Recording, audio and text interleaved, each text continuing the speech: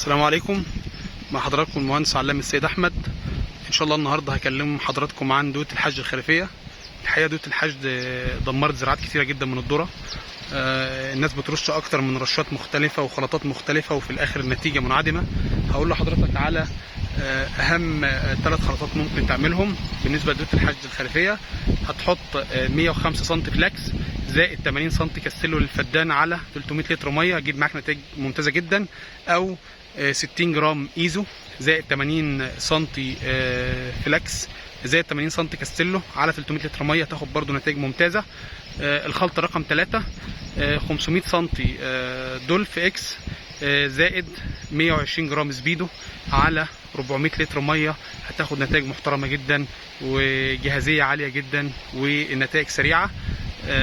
ده بالنسبه لدوت الحشد الخلفيه. يا جماعه تنوعوا في المواد الفعاله عشان تاخدوا نتائج محترمه. كل ما هتنوع المواد الفعاله هتبقى النتائج اعلى. كل ما هترش ماده فعاله شبه اللي قبلها شبه اللي قبلها شبه اللي قبلها مش هتاخد نتائج ممكن قد النتيجه تنعدم.